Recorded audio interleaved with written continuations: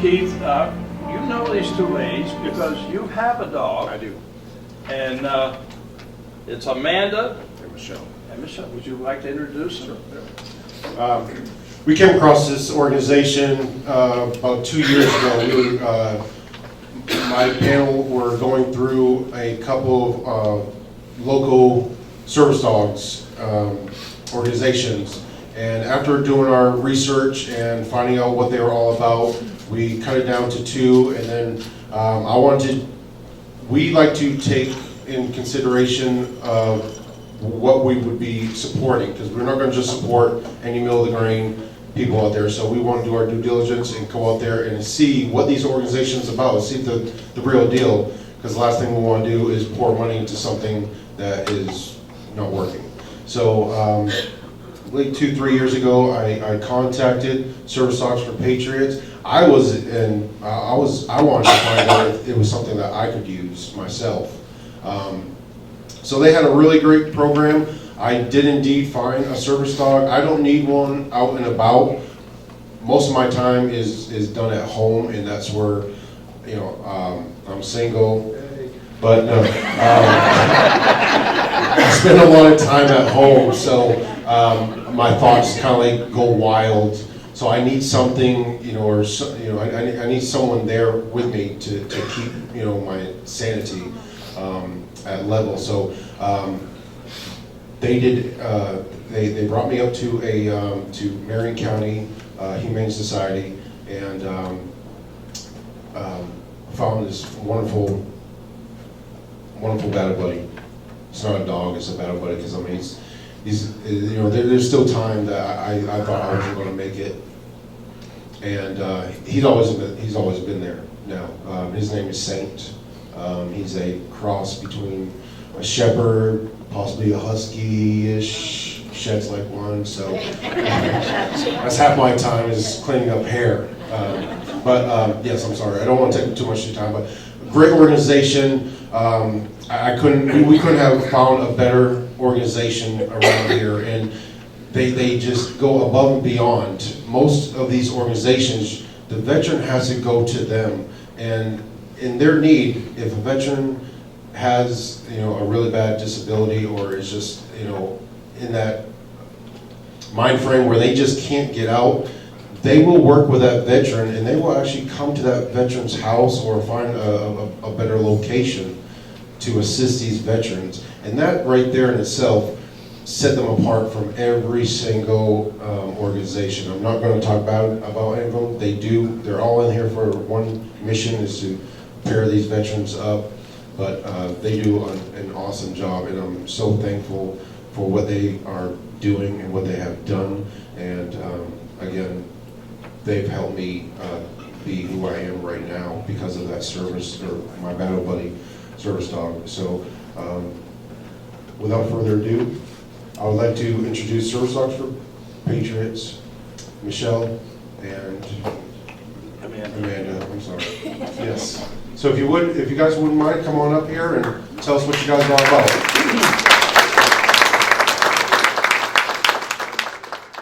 We looked at a lot of different organizations. They're all great. We were at Reach Across America. We listened to that lovely lady speak, Stephanie. And then one of our members, I think it's Jerry, somewhere there, right? Where are you? Right there. He's the one that said, hey, you know what? Let's do something for service dogs, for service dogs. And we looked at several organizations. I talked to Keith. I've known Keith for years. And we decided that this particular organization, and what they've done, we're going to support them. And so it all started with Reach Across America, and we all have a passion for our veterans. And I'd like you to tell us all about your organization, how you get the dogs, how you train them. Oh, and by the way, I'm hoping this veteran over here, will he speak? Depends on what kind of treats I have. I'm talking about the man. I know. Ladies? Thank you. Thank you so much. Can you hear me okay in the back? Yes. Fantastic. My name is Michelle Dunlap, and I am a co-founder and the executive director of Service Dogs for Patriots. And I'm with my co-founder and veteran liaison, Amanda Stoner.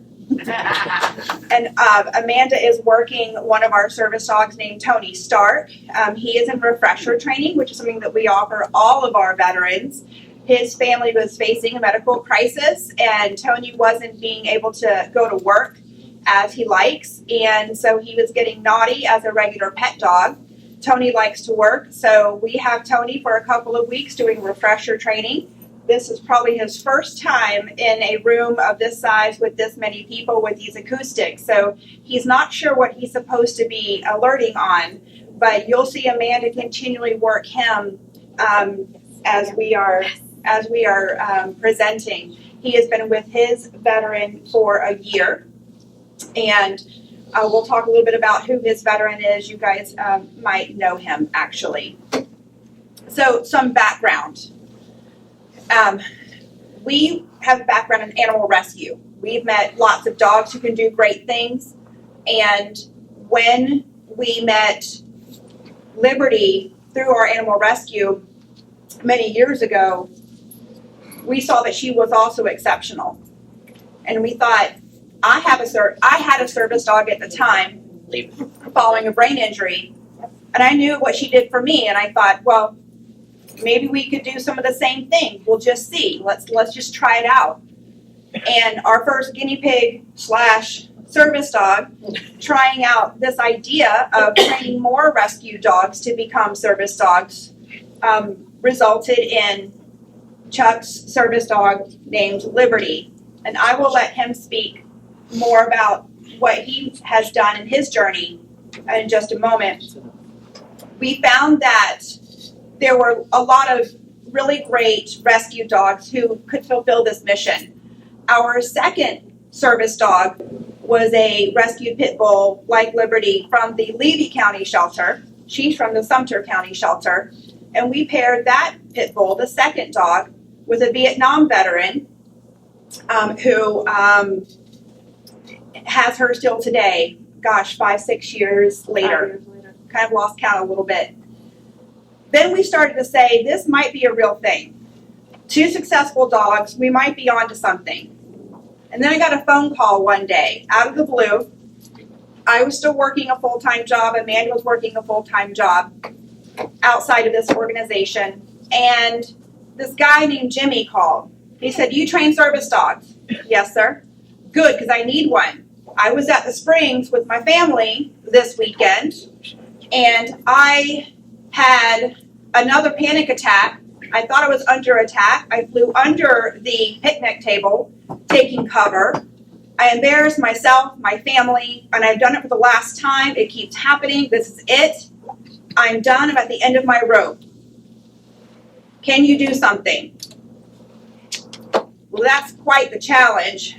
And I said yes, and said, give me a few days. He said, you have till Friday. It was Tuesday. I said, how about Saturday? Give me 1 extra day. We agreed. I called Amanda, and I literally said, we have to do this. I don't know how, but we have to. That was our third veteran, Jimmy, and his dog, Cody, a pit bull rescued from the Bradford County shelter, is on the pamphlets you'll see that you have the opportunity to take with you today. We're now training Jimmy's second service dog, as Cody is phasing out, and he wants to make sure he has another service dog when Cody's no longer able to work in public. We have a passion for the veterans that have given so much to our country. I come from a military family. I'm not military myself, which is why I need the translators. When they start talking acronyms, I don't know what y'all are talking about. But I have a background in service dog training. And after my brain injury, my service dog allowed me to move in public in ways that I couldn't without her. And from that first phone call from Jimmy, we've now graduated 17 teams, rescue dogs and veterans trained together. We are currently training 7 teams, and we have 8 teams waiting for more funding for us to provide training to them. I would like to ask Amanda to share with us what's unique about us. And I think you'll see some really important differences in how we see the process of pairing a veteran and a service dog. Hi. So one of the great things that we try to utilize most is rescue dogs. And we have a working relationship with about 15 other rescues throughout the North Central Florida area. We work closest with the Marion County Humane Society. We've actually paired our 5th dog from them most recently a couple weeks ago. So but one of the things about our organization is we take the rescue dog, and after they have gone through our protocol, our temperament test, our protocol, and the Humane Society has also looked at their temperament.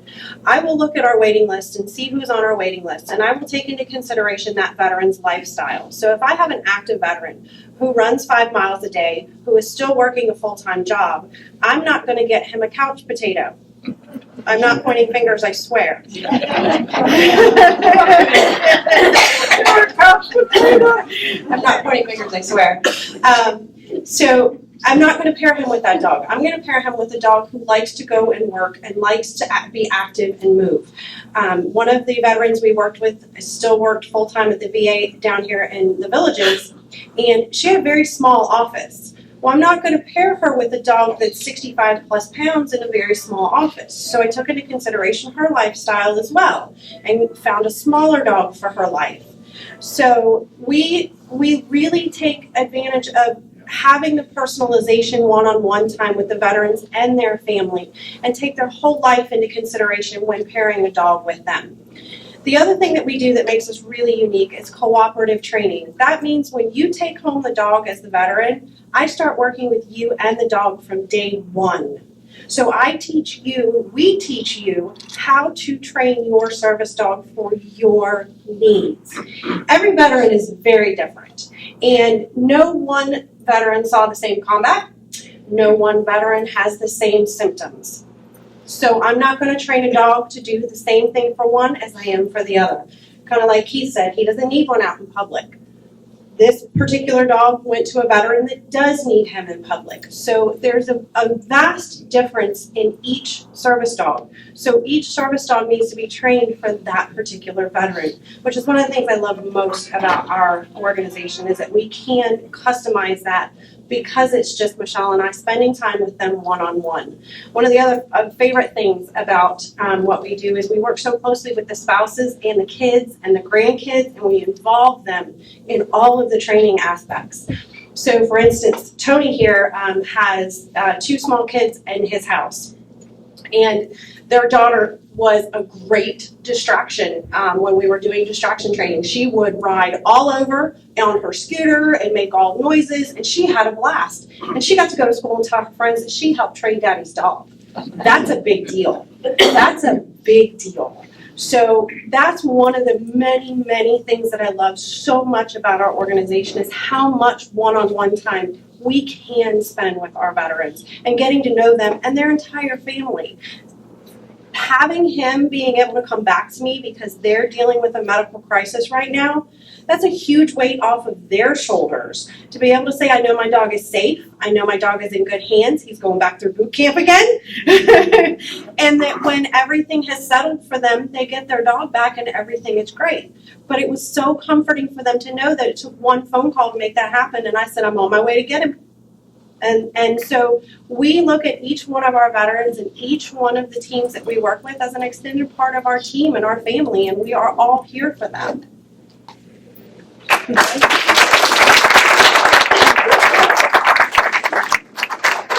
You forgot to introduce my brother. Oh, I'm so sorry. It's gonna fall down here. I was going to say it. Uh-oh. I'm in trouble. She's not gonna let me touch anything again. I can see that. Yeah. Now I'll just do this. Now you're on. I can't help it. Okay. So the very first team that we worked with is Liberty here, as Michelle said, and she was paired with my very favorite veteran for certain reasons. But this is Mr. Hubert.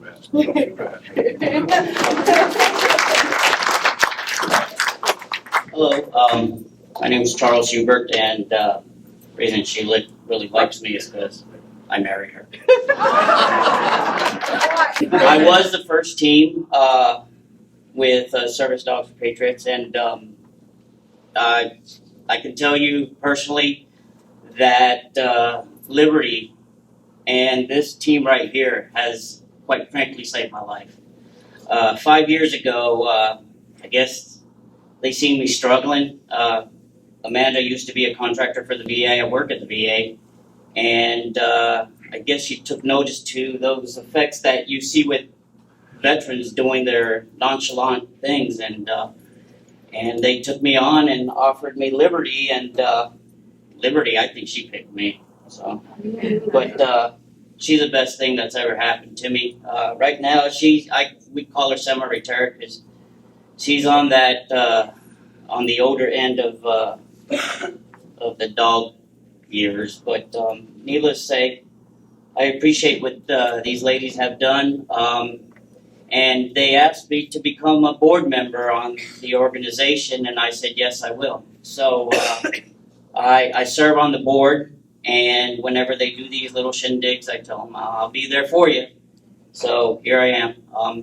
By the way, I couldn't be standing up here talking to this thing and you guys if it wasn't for Liberty, because this is just not my thing. But needless to say, I appreciate them, and I'll support them as much as they support me, and they continuously do. So appreciate it.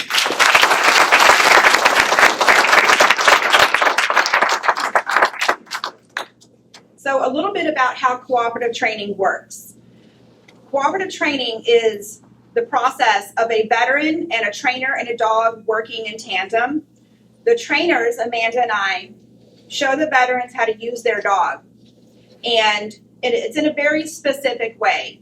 So, for example, you might have seen Amanda working Tony by shaking her leg. That's something that a lot of folks do when they get anxious, and that's something that Tony's dad does when he gets anxious, and Tony has been trained to alert on that. He'll put his foot up, he'll nose his dad's leg, something like that, to say, hey, Dad, I see that you need something, bring yourself back down.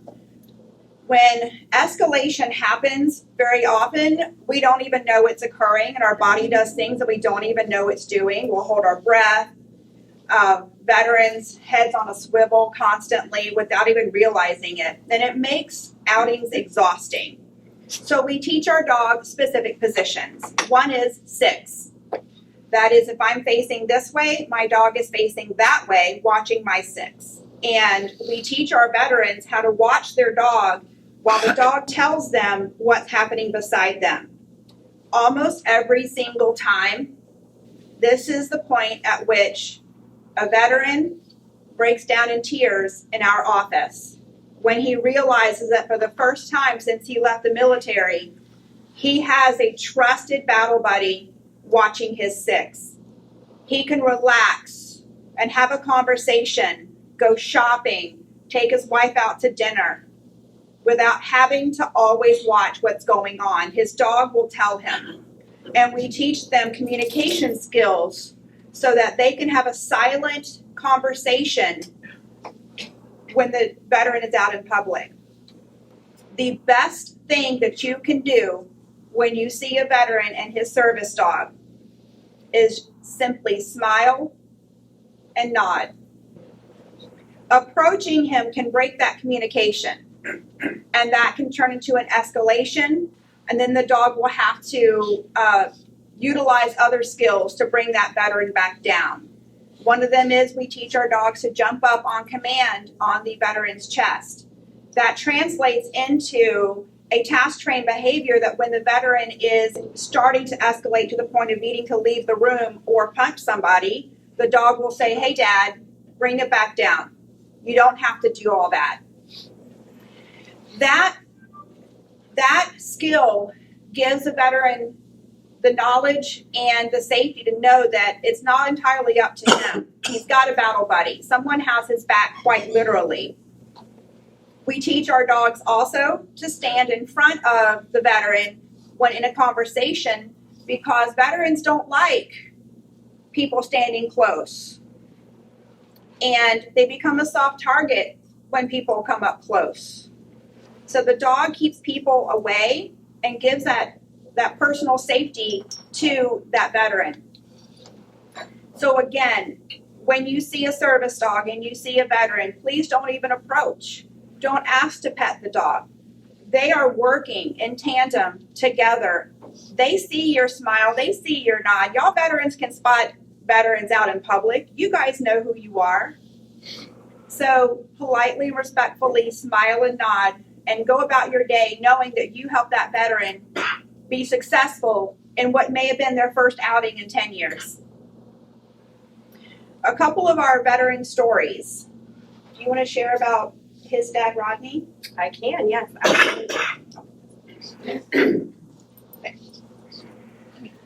So, about 2 years ago now, there was an active shooter in the Villages VA. I don't know how many of you knew about that. I was working there at the time when it happened, and his owner was the VA police officer who was able to manage to put that gun safety on and stop the active shooter from continuing on what he was planning on doing, which was awful, which escalated his PTSD from combat time tenfold because now he couldn't even go to work. So it wasn't until he transferred out of that location that he came to us and said, okay, I need something because that was too much. That pushed it over for me. And he's no longer working in police services and is currently down with surgery, but Tony does normally go with him everywhere, and he now works at Hospice of Marion County. So he was able to continue working someplace else, but with the help of Tony and always having Tony with him, he had the confidence to be able to go back and do things. So he truly was an amazing person and was able to stop that shooter, which was a really big deal, which compounded some prior PTSD from his service years as well. So again, each individual story is so different and it changes, and that's why cooperative training is so important, because Tony does something specific for him that Liberty doesn't do for Chuck, because that's not his escalation behavior. So being able to individually train them for what they need is a big deal. This position is called cover. Tony is actively working right now because Amanda gets a little emotional and anxious talking about what happened because she was there that day and she was terrified. And he doesn't only work for his dad, he works for whoever's holding his leash as his trainer. I'm not his trainer. I honestly don't know if he'd work for me or not. But Amanda has spent so much time with Rodney and his family and Tony that Tony's actively working for her right now. That leash is loose. She didn't tell him to do that. When she starts doing the escalation behaviors that I know that she has, he said, obviously you need me, and I'm here. Cover, keeps any of you guys from approaching. And that makes her feel a little bit safer. I can possibly, we'll see if he'll do it, demonstrate what his father or what his handler's escalation, which is his leg bouncing, and you guys can see what he will do for him.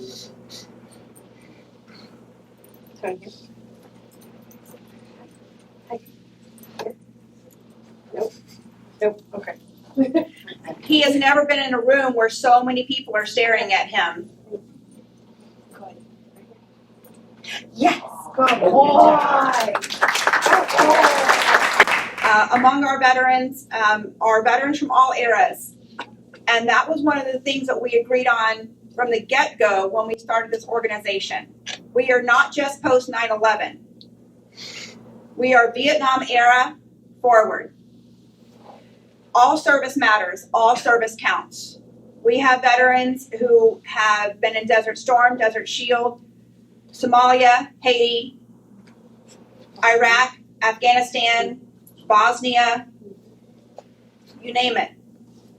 Peacekeeping missions, not peacekeeping missions. We have one Marine who can't tell us where he's been. It's not allowed. But that Marine, who actually I think might even be taller than the tallest person I know, Keith, this huge dude with a huge German Shepherd, and he recently was called to jury duty. And during jury duty, he was in a small room with a lot of people. He was feeling the effects of that, and he asked to be excused, and he walked up to the judge to ask to have 5 minutes alone with his dog, and the bailiff reached down and pet his dog. That is such a huge offense. That is like me taking your wheelchair, an oxygen tank, your cane. You don't touch the service dogs ever, unless the handler says, yes, you may. And in Liberty's case, she's especially trained because she's a spokes dog and she has to say hi. This Marine had been in training with us in what's called confrontation training, because he was kind of confrontational in general. And so we were teaching him how to keep his escalation behaviors low with the help of his dog. He did not punch the bailiff, and we were so proud. That was a success. That was huge. He told the bailiff quite politely to not touch his dog. He was excused for 5 minutes. As he was walking out, he heard the judge getting on to the bailiff about touching the service dog. That's how it should work. Our guys and ladies deserve to go about their day just like everybody else. To go to Publix and go shopping, we train there for shopping. To go to Walmart and go shopping, we train there and they go shopping. We take our veterans to the mall at Christmas time and we train there. They always say the same thing when we tell them we begin. You won't know, you don't believe me, but in 6 months we're going to be at the mall. Nope. And in 6 months we're at the mall, and what's really awesome to see is these guys who were at the top of their game in the service, and post-traumatic stress took them down at the knees. And with the help of their service dog, they're able to get back up and go further than they were before. Confident and controlled in public, in control of themselves, in control of their thoughts and their feelings, no longer trying to control their environment, instead controlling their communication with their dog, and continuing that bond through continued training, however long they need it. We are here for them. This is all at no cost to the veteran ever. The reason it's at no cost to the veteran and his family ever is because of folks like you who donate to support our mission and to help us obtain grants and apply to foundations that can help fund this program.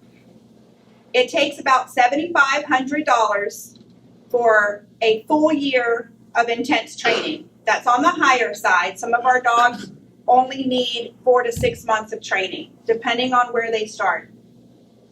Your donation dollars are not paying for vet care because the dogs come from rescues that have already provided that. They're already spayed or neutered, vaccinated, heartworm negative, and on flea and tick prevention courtesy of the rescue. You're not paying for kennel staff because we don't house dogs. That veteran adopts that dog, they go home together, and we start training. Your donor dollars are not paying for puppies. We don't raise puppies. We pair a veteran with a rescue dog, they go home together, and we train. Your donor dollars pay for one thing and one thing only: service dog training. That's it. We are very focused on our mission.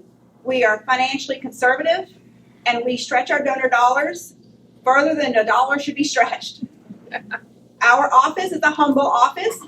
We share an office. We have donated furniture and a small training area. For that, we pay $300 a month. That's our overhead. So when you donate to our organization, your tax-deductible donation, because we are a 501c3, is utilized specifically for the purpose of service dog training and service dog training only. As I said before, this is Glenn Eichfritz. Glenn was seriously wounded, and he competes all over the country. We've sponsored him before. We're proud sponsors, and his pictures out there, for the adaptive sports. And this is his service dog. When you're talking about service dogs, this is a very good, I visit Ike every once in a while, and he tells me what this dog can do, but I'm not going to tell you. He is. When you have post-traumatic stress disorder, there's a stigma attached to that. For me, I know that if my dog had a vest on from experience, and the vest said service dog for post-traumatic stress disorder, automatically the society around me gets on edge, which puts me on edge. So Bernie wears this only, and people will see Bernie on my lap, and they will ask, can I come say hello to your dog? I'll give Bernie the command that tells him it's okay. If you walk up to me without asking, Bernie is going to alert me and tell me that you're there. He will growl, and he won't hurt anybody, but he will tell me they're coming. I'm visually impaired I have several different glasses because of my injuries. That stigma with society, with PTSD, I learned what I could and couldn't do. So, like right now, he's alerting because he knows I'm fired up. The military taught us acronyms. Okay, people say traumatic brain injury. I say to be inspired. People say post-traumatic stress disorder. I say proud, tough, strong, and determined. I was a soldier. I bring that intensity to everything I do. I'm always hyper vigilant. When Bernie lays down, you know that I'm relaxing. You know I'm at peace. But if I had a vest on him that said service dog for post-traumatic stress disorder, it's going to be an escalation. There's nothing I can do about that. People see soldiers. I was part of a two-man team. Bernie became my two-man team. I no longer have a spotter. Now I have Bernie. I also have Aaliyah. I have 2 service dogs. Bernie does glucose management and PTSD. Aaliyah, who was supposed to replace Bernie, she does the same thing. The only difference is Bernie went home to my mom to be a dog for a year, and he came home to me weighing 35 pounds. He gained 15 pounds. I didn't want to lose Bernie. Bernie's the last dog that my grandpa trained. My grandpa was a dog handler. I was a dog handler in the military, part of my training. So until I had Bernie, I did not want another dog after Mazouz didn't come home with me from Iraq. Yes, I know. No. I couldn't bring Mazouz home. He was my service dog in the military. He was a Belnois.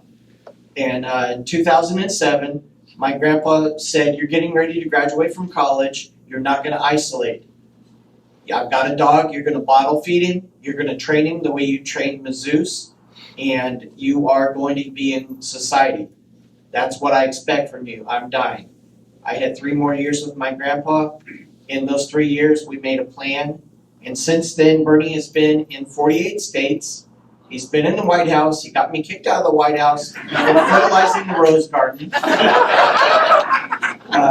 He has flown. He's taken trains. Any way I transfer and travel, he's traveled. And Aaliyah has done the same. Bernie and I rode across America from Ocean Shores, Washington to Washington, D.C. on a hand cycle for PTSD awareness and for the 22 a day. At the time, it was 24 a day. And that number's not even close. In 2016, Bernie and I went to Washington, D.C. when the Spartan Pledge was dedicated with the Spartan Sword in Washington, D.C. So I'm one of the original ones with Boone Cutler and the Independence Fund. Bernie was there for that. And that's the last time Bernie wore a vest, because when we went to Washington, D.C. and they saw vest with, the vest actually had DTAC DTAC because I was a Delta soldier. It also had PTSD, and I talked to the trainers at Positive Action Foundation after that, and I said, vest isn't working. They said, put a bandana on him and just do what you do. You've got your card that has him nationally certified. He went through good canine testing, the whole 9 yards. I know, it's time to eat.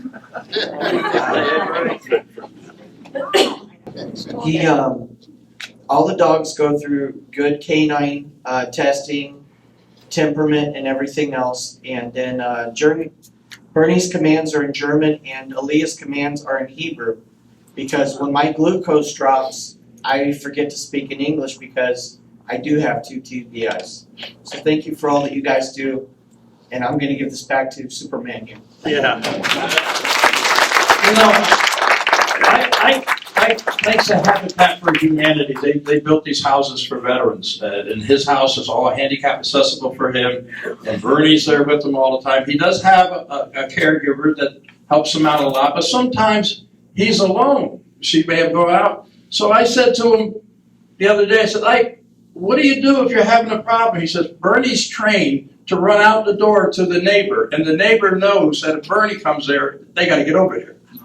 So, I mean, dogs are amazing, you know, not just for PTSD. They can tell when your sugar is bad, protection, you know, but I think we pretty much covered this, right?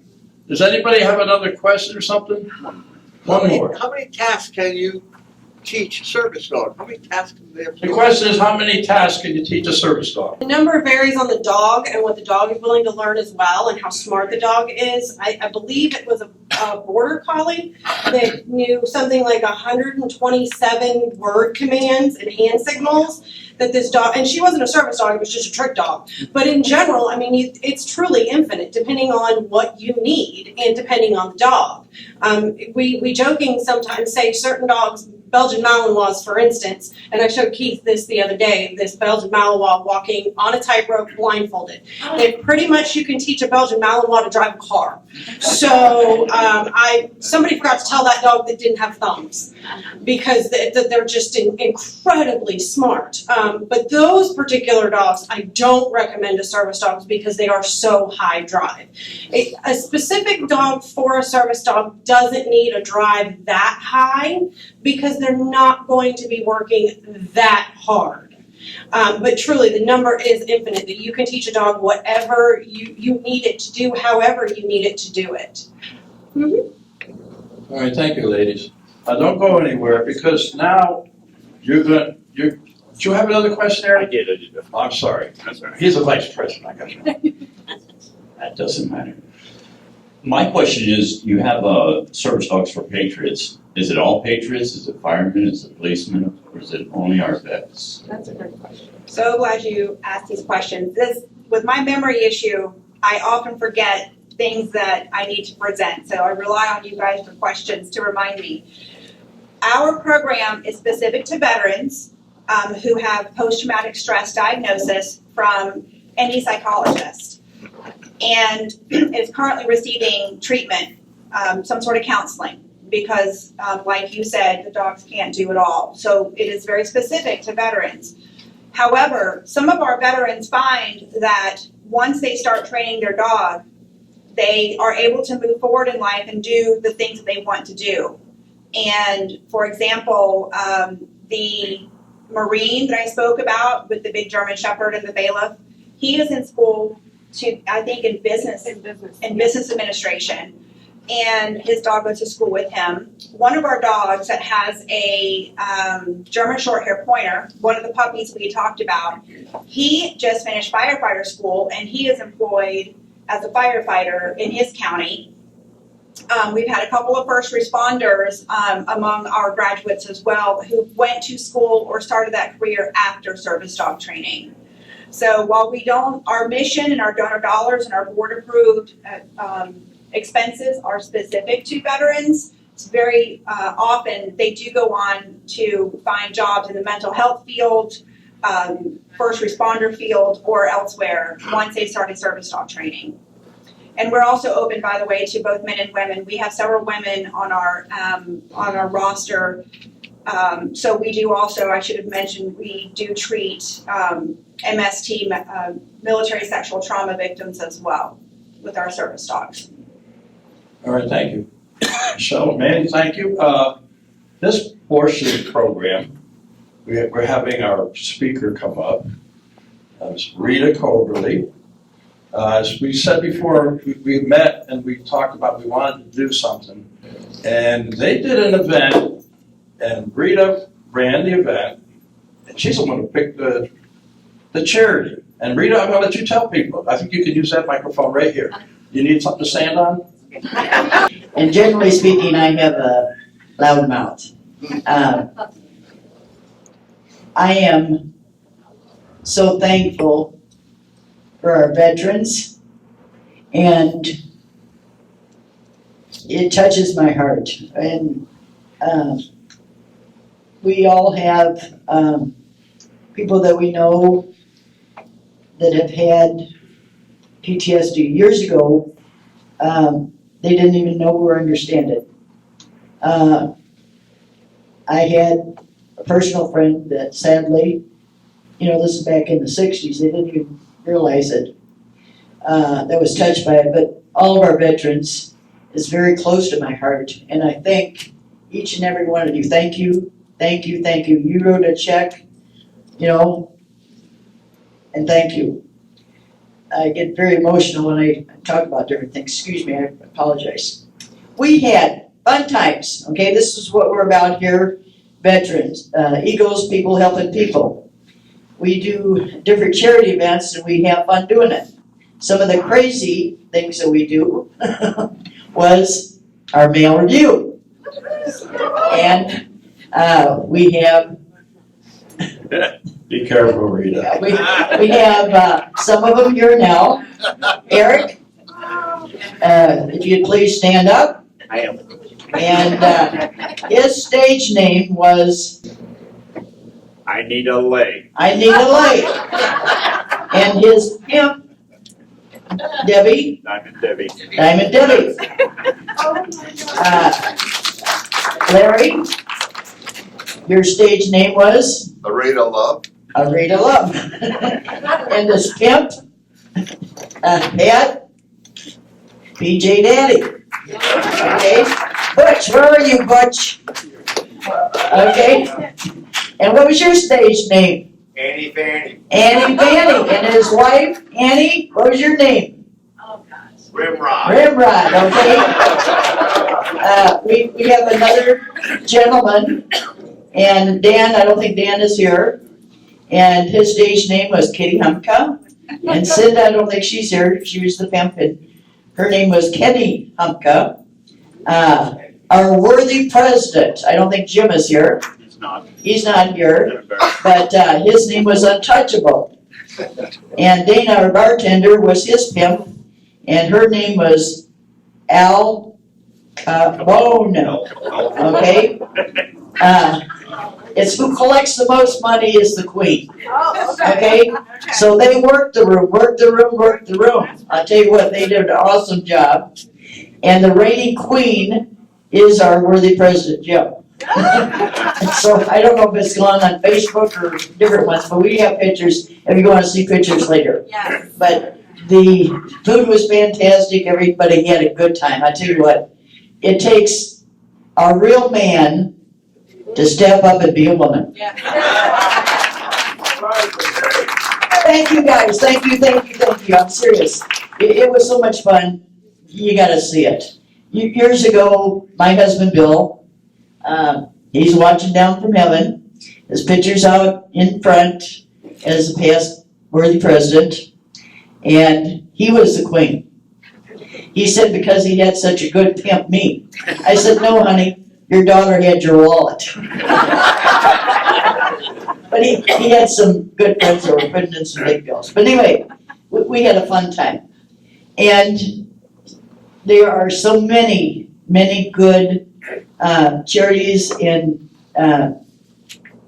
different ones in our veterans and stuff and helping our veterans. And we chose this one because it's close to our hearts and close to when we like to help locally here whenever possible. But we raised $4,643.65. We're hoping to get that numbers up just a little bit, but this is not the final. We will apply for a grant from our grant area. It takes just a little bit of time to apply for the grant, get the funds back and stuff, but it'll be well worth it, I hope. So thank you, and thank you. It's the guys that did it. Thank you. Thank you, Rita. Yeah, Rita's right. We have a lot of great people here. Stepped up. Our trustees do a tremendous job here. This area is fantastic. And if you're a veteran and you're not a member here, well, your first year is free. So see Eric, and we'll go through that. Veterans, firefighters, corrections officers, EMTs, 1 year free. You got that? All right. Ladies, there's some other people here that would like to talk to you. I'm recognizing this big guy here, Jeff McConnell. He's from the AMVETS Post 2006. Carol Leesburg. I was going to do this, but PTSD, what do you think that term, when was that term first used and coined? How many people know that? After Vietnam. How many Vietnam vets were there? That term was first used in the 70s. I can tell you about PTSD, but I do not know anything about the service dogs. Excellent program, the service dogs, one of the best things I've ever seen. So I'm a member of the Eagles. I'm also the agent post 2006 here in Leesburg. We do a lot, as Rita said, and the Vice President said, they are people helping people. We are a veterans organization that helps veterans and their causes. And we do other things as well. We help the police department. We've given money so they can buy bicycles. We've done Red for Ed for the fire department, giving them money. Did anybody that's happened to attend the Harley Davidson cook-off? Yeah. Boy, that was a good place, wasn't it? That's fun. We gave money that was for PTSD mainly, for the PTSD for the firefighters.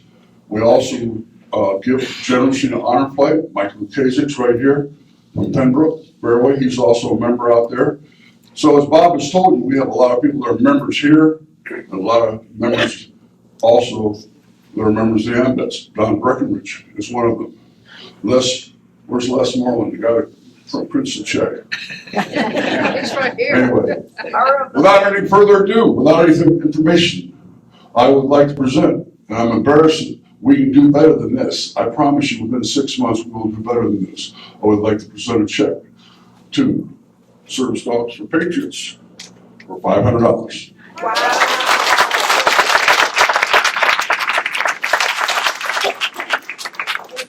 Yes, ma'am. Yes, ma'am. Yeah, I want you to stick around, Jeff, because we're going to get a group picture later. Mike, you wanted to come up? Yes. Come on up, Mike. Mike McKasick, he is from Pembroke. They have a veterans, what do you call it? Veterans Club. Veterans Club. So here you go, Mike. The only guy I know that's uglier than me. Wow. We're friends. Yes, we were. Once again, my name is Mike Lukavic, and I represent the Pembroke Fairways Veterans Club. And when Bob brought this to my attention about this group today, we said, well, we have to be a part of it also. So we have a check for $200 that we would like to present to you.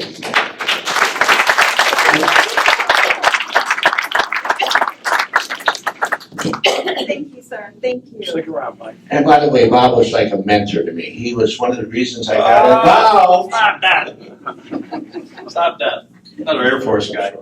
How much is that going to cost me? We do have another lady here because, the American Legion is tremendous. And we have a representative from American Legion Auxiliary, Jenny Pita. Okay, Jenny, it's all yours. Yeah, I'm here, local president from Fruitland Park, John Gella Memorial American Legion Auxiliary, Unit 219, and we're here to present a $500 check for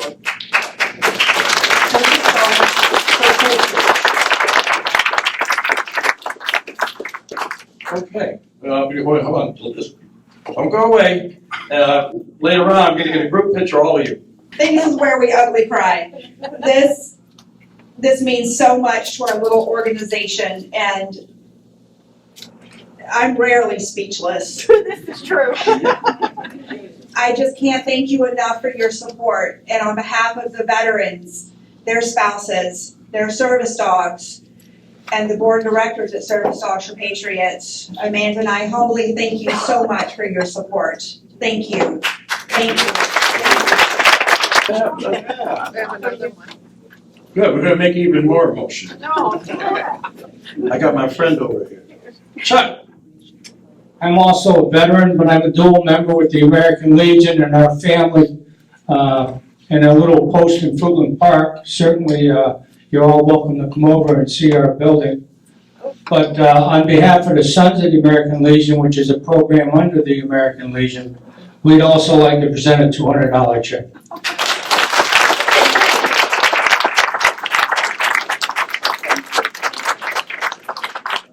Don't go away, we're gonna get you in a picture here. You know, you may break the camera, but we're gonna get you in the picture. But I wanna tell you something, I was sitting at a Veterans Post, and I'm talking to some guy, and he said, here's $20. So there you go.